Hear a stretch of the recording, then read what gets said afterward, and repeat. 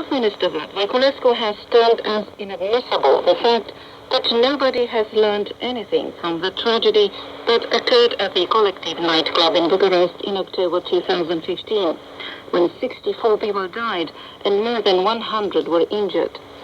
He has also said that the manager of the Bern Hospital has never applied for any investments or staff upsizing.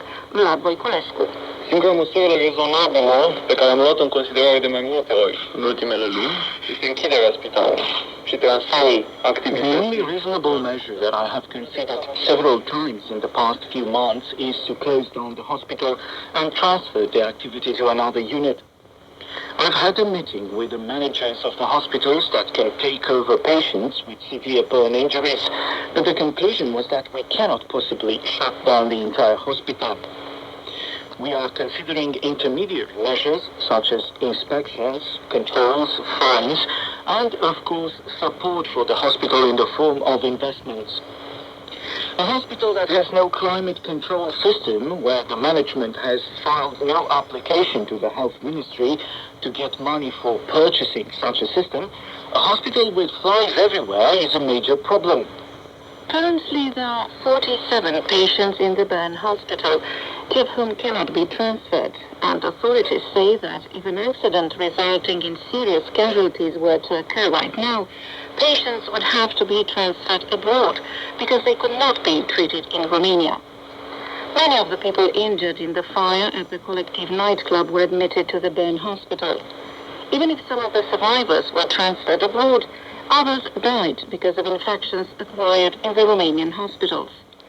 And quite ironically, early this year, the management team of the Bern Hospital in Bucharest got an Excellence Award for professionalism, abnegation, commitment, and heroism. You have been listening to Radio Newsreel on Radio Romania International in Bucharest.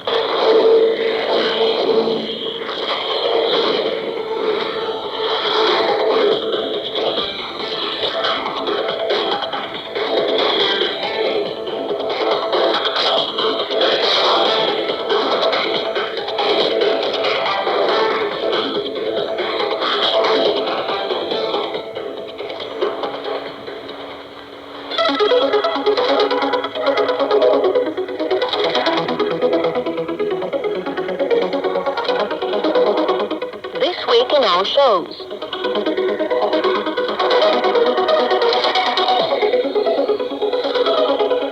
On Mondays, we broadcast the History Show, the program that takes you on a foray into the rich history of the Romanian people, from its beginnings to all recent times. You will learn about the events that shaped the Romanian nation, not only from historians, but also from people who witnessed some of these events, thanks to the Romania's extensive oral history archive.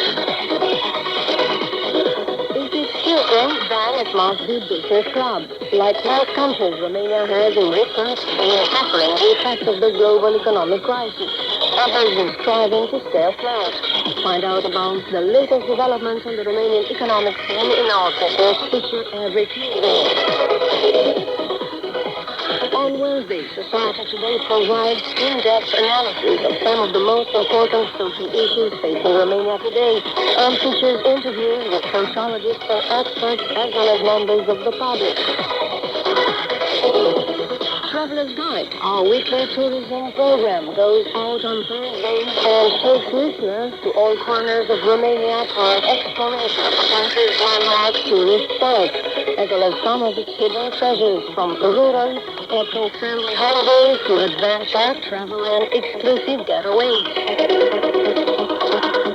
The world we live in is full of challenges, from migration to climate change, the economic crisis, and international terrorism. All of these issues and more are dissected in The Future Starts Today on Friday.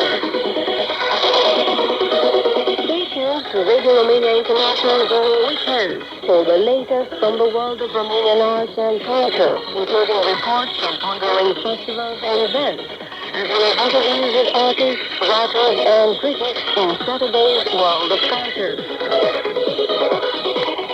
And on Sunday, Listeners' Letterbox takes a look at some of the letters and messages sent in by our listeners and brings you the latest on our programs and frequencies.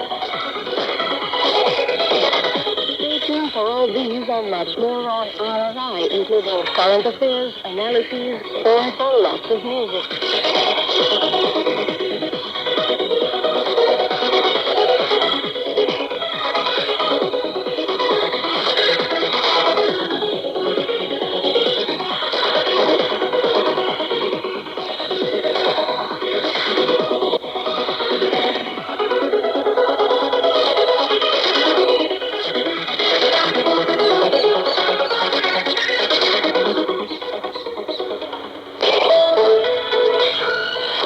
You are listening to Radio Romania International. Focus on Romania. Next on Radio Romania International. The future starts today. Welcome to The Future Starts Today. I'm Mihaela Ignatescu with Eugen Nasta. The North Atlantic Alliance is a source of stability in an unpredictable world, and Europe and the United States are and work together, said the NATO Secretary General Jens Stoltenberg at the end of the recent Alliance summit held in Warsaw. The leaders of the 28 member countries decided to strengthen security on the eastern flank of NATO, including by deploying a multinational brigade in Romania, 4 battalions in the Baltic countries and Poland, and by transferring the control and coordination of the anti-missile defense shield in the Veselu from the US to NATO. The director of the Conflict Prevention Center in Bucharest, Iulian Chifu, talked on Radio Romania about the conclusions of the summit. Aflăm în fața unui summit care a transmis unitate, forță, determinare, în egală măsură și It was a summit that conveyed messages of unity, strength, determination, but also concern for the future and for what is happening in the neighborhoods of the alliance.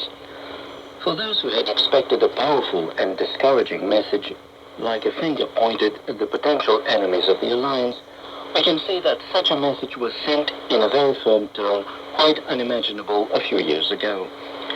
Out of the 139 articles of the final declaration, for instance, half are about Russia, including 3 or 4 that actually condemn Russia for its actions in the recent past, such as annexing Crimea or the military aggression in the north of Ukraine. It was indeed a summit which reconfirmed the Allies' trust in NATO, which committed the alliance to some very powerful actions at all levels of the Allied defense system, and at the same time projected stability and security beyond NATO borders, with clear reference not only to NATO's allies, but also to its partners, namely Georgia, Ukraine, and the Republic of Moldova. The Presidential Advisor on National Security, General Nicolae Oprișor, had also stressed the importance of the summit against the current security background, when the Euro-Atlantic area is faced with multiple and diverse risks and challenges with roots in NATO's neighborhood. Mă refer la terorism, mă refer la riscul de securitate cibernetică, mă refer la migrație, instabilitate din... I'm talking about terrorism, cybercrime, migration, instability in the Middle East and North Africa, the situation in Ukraine and more. The decisions made by the heads of state and government at the summit covered and approached in a unitary and coherent manner all the challenges that I mentioned earlier, thus reconfirming the role of the alliance as a responsible player at world level, focused on meeting its fundamental obligations. And these primarily include collective defense, crisis management, and providing security through cooperation. The Allies agreed in Warsaw to provide enhanced military support to the countries in the Middle East and North Africa, which are targets for Islamic extremism. Focus will be laid, among other things, on the use of NATO surveillance planes in the fight against Daesh, the Islamic State terror group. Also, a new naval mission will be launched in the Mediterranean.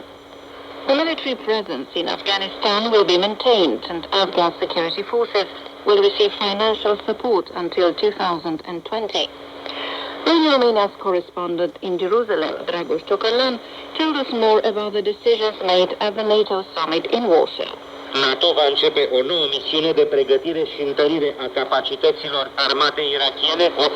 NATO will start another mission to help prepare and strengthen the capability of the Iraqi army, which is the central player in the fight against Daesh. Also, a monitoring center will be set up in Tunisia, a country that has become a major recruiting center for Daesh. The Tunisian special forces will also benefit from support. NATO surveillance planes will provide the data that the US-led coalition against Daesh in Syria and Iraq needs, which is